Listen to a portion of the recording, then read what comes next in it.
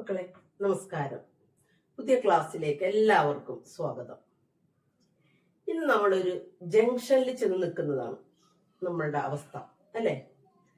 തൊടത്തോളെത്തി നമ്മള് ആയിൽ തുടങ്ങി വലത്തേക്ക് പോയി, അല്ലെ? ആ നേരെയാണ്, മെയിൻ കൊമ്പിലാണ്, തായ്തണ്ടില്. അതിനുശേഷം നമ്മള് വലതുഭാഗത്തേക്കുള്ള യാത്ര തുടങ്ങി. അവിടെ തൽക്കാലം നമ്മൾ നിന്ന് നമുക്കൊരു സിഗ്നൽ കിട്ടി, സ്റ്റോപ്പ്. ഇനി നമുക്ക് പോകാനുള്ളത് ഇടതുഭാഗത്തേക്കാണ്. നമ്മൾ എന്ത് ചെയ്യണം? എത്തിയത് എവിടം വരെയാണോ അവിടെ നിന്ന് ഒന്ന് പിന്തിരിഞ്ഞു നോക്കുന്നത് എപ്പോഴും നല്ലതാണ്, അല്ലെ? എന്താണ്, വന്ന വഴി മറക്കരുത് എന്നൊക്കെ പറയില്ലേ? അതുപോലെ നമ്മളെ സ്ഥിരം നടക്കണമെങ്കിൽ ആ വഴിയിൽ പുല്ലുണ്ടാവില്ല, അല്ലെങ്കിൽ പുല്ലൊക്കെ പിടിച്ച് കാട് പിടിച്ച് ആകെ അലങ്കോലവും. അപ്പൊ നമുക്കൊന്ന് തിരിഞ്ഞു നോക്കാം. ആ ആ ഇ ഈ ഉ ഊ ഋ, കാക്ക കീ കീ കൂ കൂ കൃ. നമുക്ക് കാ വെച്ച് വാക്കുകളോടുകൂടി പറയാം. കര, കാര, കിളി, കീരി, കുര, കൂര, കൃപ. അടുത്തത് മ എന്നുള്ളതിൽ മല, മാല, മിലി, മീന, മുള, മൂല, മൃണാളിനി. താ വെച്ച് നോക്കാം. തല, താര, തിര, തീയതി, തുട, തൂൺ, തൃണമൂൽ.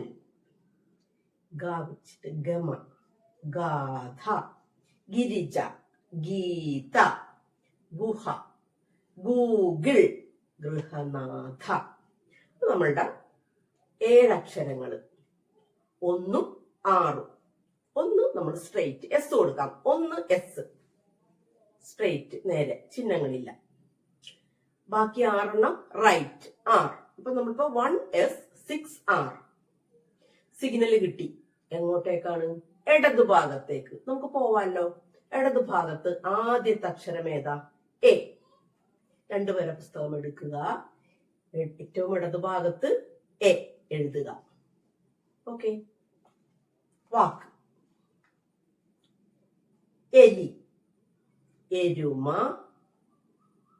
എളിമ, എടാ, എടി, എടി, എടയാർ. അധികം വാക്കുകളൊന്നും നമുക്ക് കിട്ടില്ല.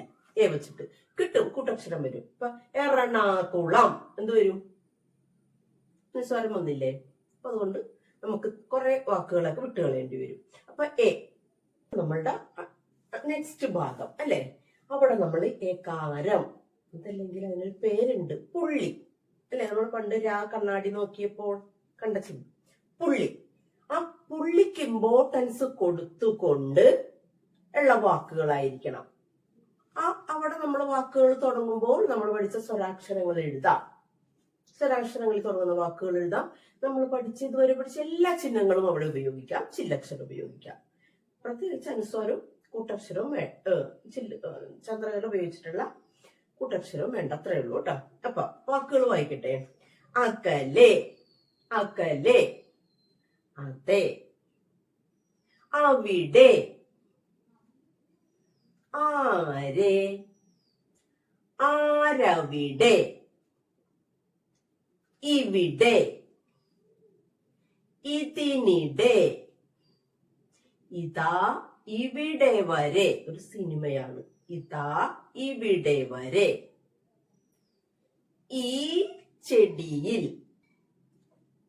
കാവച്ചിട്ട് കഥയിലെ, കഥ ഇതുവരെ. അതും ഒരു സിനിമ പേരാണ്. കെണി, ചെറി, ചെറിപ്പഴം, ചെറി, ചെറിയ, ചെളി, ചെറുകഥ,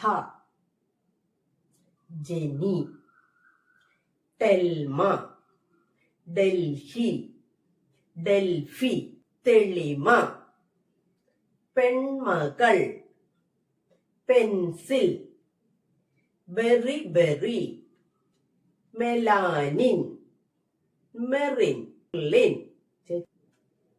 ലസ്സി, ലെവൽ, വെളി, വെളിയിൽ, ഷെൽജ, ഷെൽമ, ഷെമി, സെമിനാർ, സെൽവി, ഹെർമൻ, റെൻസൻ. നമ്മള് ഏതാണ്ട് വ്യഞ്ജനങ്ങളുടെ ഓർഡറിൽ വാക്കുകൾ നമ്മൾ എഴുതി. ഇനി നമ്മൾ അടുത്തത് എന്താ? വാചകം. ഈ ഭാഗത്ത് വാചകം. വാചകം എഴുതുമ്പോൾ ശ്രദ്ധിക്കാനുള്ള എല്ലാ കാര്യവും നിങ്ങൾക്കറിയാം. നമ്മൾ ഇതുവരെ പഠിച്ച എല്ലാ സ്വരാക്ഷരങ്ങളും ഉപയോഗിക്കാം, എല്ലാ വ്യഞ്ജനാക്ഷരങ്ങളും ചിഹ്നങ്ങളോടുകൂടി. അപ്പൊ എത്ര 36 വന്നു? ആ ചിഹ്നമില്ലാതെ 36 വ്യഞ്ജനങ്ങള്. ആ ദീർഘം വെച്ച് 36, ഈ വള്ളി 36, ഈ കെട്ടുവള്ളി 36, ഉകാരം കുനിപ്പ് 36, കെട്ടുകുനിപ്പ് 36, ഋകാരം ഋകാരം 36, എകാരം അല്ലെങ്കിൽ പുള്ളി 36. അക്ഷരങ്ങളും അല്ലെ? ഉപേക്ഷിക്കുന്നത് ഏതൊക്കെയാണ്? കൂട്ടക്ഷരങ്ങൾ വേണ്ട, അനുസ്വാരവും വേണ്ട. ഓക്കെ, നമുക്ക് തുടങ്ങാം. ആദ്യം നമുക്ക് വളരെ പ്രധാനപ്പെട്ട ഒരു ആളുകൾക്ക് ഐക്യദാർഢ്യം കൊടുത്തുകൊണ്ടുള്ള ആദ്യത്തെ വാക്ക് കാണുക. എങ്ങനെയാ കാണേണ്ടത്? നീതിയാലെ കാണുക. വളരെ നീതിയാലെ കാണുക. ആരെയാണ് വളരെ നീതിയാലെ കാണേണ്ടത്? മാലാഖമാരെ. മാലാഖമാരെ വളരെ നീതിയാലെ കാണുക. എവിടത്തെ മാലാഖമാരെയാണ്? ഭൂമിയിലെ മാലാഖമാരെ. ഭൂമിയിലെ, സ്വർഗത്തിലെ മാലാഖമാരെ അല്ല, ഭൂമിയിലെ മാലാഖമാരെ നീതിയാലെ. നീതിയോടെ എന്ന് നമുക്ക് എഴുതാൻ പറ്റില്ല, നമുക്കിപ്പോ ഉപയോഗിക്കാൻ പറ്റില്ല. അപ്പൊ ഒരു നീതിയാലെ, നമുക്ക് അർത്ഥം മനസ്സിലായാൽ മതിയല്ലോ. നീതിയാലെ കാണുക. ഇത്രയും പറഞ്ഞപ്പോ നിങ്ങൾക്കൊരു ഐഡിയ മനസ്സിലായിട്ടുണ്ടാവും നമ്മൾ ആരെയാണ് ഉദ്ദേശിക്കുന്നതെന്ന്. ആരെയാണ്? നമ്മുടെ നഴ്സുമാരെ അല്ലേ? ഓക്കെ, അത് നമ്മള് ഹൃദയമുള്ളവരോട് പറയുന്നതാണ്. സഹൃദയരെ. സഹൃദയരെ, ഭൂമിയിലെ മാലാഖമാരെ വളരെ നീതിയാലെ കാണുക. എല്ലാ ചിഹ്നങ്ങളും വന്നു, എല്ലാ ചിഹ്നങ്ങളും. അ, ആ, ഇ, ഈ, ഉ, ഊ, ഋ, എ. ഇത് വളരെ ഹൃദയത്തിൽ തൊട്ട് എടുത്തൊരു സെന്റൻസ് ആണ് കേട്ടോ. അവർക്ക് നീതി കിട്ടട്ടെ. അടുത്തത് എഴുതി. എന്താണ് എഴുതിയത്? ചെറുകഥ എഴുതി. ചെറുകഥ എഴുതി. എങ്ങനെയാണ് എഴുതിയത്? രസകരമായി ചെറുകഥ എഴുതി. രസകരമായി. എങ്ങനെ രസകരമായി? വളരെ രസകരമായി ചെറുകഥ എഴുതി. വളരെ രസകരമായി ചെറുകഥ എഴുതി. ആരാ എഴുതിയത്? ലീല. ലീല വളരെ രസകരമായി ചെറുകഥ എഴുതി. ഇവിടെ എന്തെങ്കിലും വിട്ടുപോയിട്ടുണ്ടോ? ആ ഉണ്ട് രസകരമായി എന്നുള്ളതില്. ഈ ഉണ്ട്, ഈ ഉണ്ട്, ലീല. ഉണ്ട്, കാണുന്നില്ല. ഇല്ല, പുള്ളിയുണ്ട്. അപ്പൊ നമുക്ക് എന്താ വേണ്ടത്? ഒരു ചിഹ്നവും ഒരു ചിഹ്നവും ചേർത്ത് ഒരു വാക്ക് കൊടുത്താൽ ഇവിടെ നമുക്ക് പൂർണ്ണത കിട്ടും. തിരുവനന്തപുരം മുതൽ കാസർഗോഡ് വരെ നമ്മൾ പോയാലും നമുക്ക് ജില്ല നമ്മുടെ നിബന്ധന അനുസരിച്ച് എഴുതാൻ കിട്ടില്ല. ആരെ ഒഴിച്ച്? തൃശ്ശൂരിനെ ഒഴിച്ച്. തൃശ്ശൂരിന് എഴുതാൻ നമുക്ക് നമ്മളുടെ നിബന്ധനയിൽ നിൽക്കാം. അപ്പൊ തൃശ്ശൂരിലെ ലീല വളരെ രസകരമായി ചെറുകഥ എഴുതി. ഇനി നമുക്ക് ഒറ്റടിക്ക് എഴുതണമെങ്കിൽ തൃശ്ശൂരിലെ ലീല വളരെ രസകരമായി ചെറുകഥ എഴുതി. അടുത്തത് നമുക്ക് നോക്കാം. കനി കുസൃതി എന്ന് കേട്ടിട്ടുണ്ടോ? കനി കുസൃതി നല്ല ആർട്ടിസ്റ്റാണ്. ഒത്തിരി സിനിമകളിൽ ഉണ്ട്, അഭിനയിച്ചിട്ടുണ്ട്. എന്നെക്കാളും നന്നായിട്ട് നിങ്ങൾക്കറിയാൻ പറ്റും. കനി കുസൃതിയുടെ ഒരു സെന്റൻസ്. കനി കുസൃതിയുടെ വളരെ സീരിയസ് ആയ അഭിനയ മുഖമാണു ബിരിയാണിയിലെ ഖദീജ. ഇവിടെ നമുക്ക് വന്നു, ഈ വന്നു, ഊ വന്നു, ഊ ഇല്ല, ഋ ഉണ്ട്, പുള്ളിയുമുണ്ട്. അപ്പൊ ഊ എന്നുള്ള ചിഹ്നം നമുക്കിവിടെ കിട്ടിയിട്ടില്ല. എപ്പോഴും കിട്ടണം എന്നില്ല കേട്ടോ. ഓക്കെ, അടുത്തത് നമുക്ക് ചെറിയ കവിത ചൊല്ലിയിട്ട് നമുക്ക് ക്ലാസ് നിർത്താം. ഭൂമിയിലെ രാജകുമാരന്മാർ കഥയറിയാതെ ആടുകയാണവർ. പീഡകരാണവർ, ചൂഷകരാണവർ. പീഡിതരുടെ ശാപമാണവർ, ചൂഷിതരുടെ ശാപമാണവർ. തൃണമായവർ കരുതി മാനവരെ. അതായത് ഭൂമിയിലെ രാജാക്കന്മാരെന്ന് എഴുതാൻ പറ്റില്ലല്ലോ, അതുകൊണ്ട് രാജകുമാരന്മാരെന്ന് എഴുതി.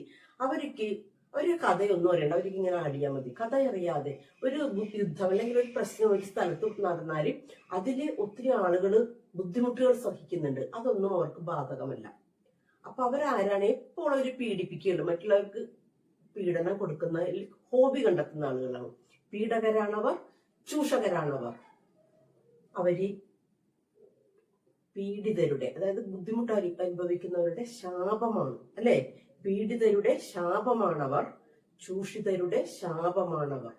അവരെങ്ങനെയുള്ളവരാണ്? തൃണമായവർ കരുതി മാനവരെ.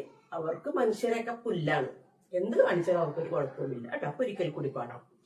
ഭൂമിയിലെ രാജകുമാരന്മാർ കഥയറിയാതെ ആടുകയാണവർ.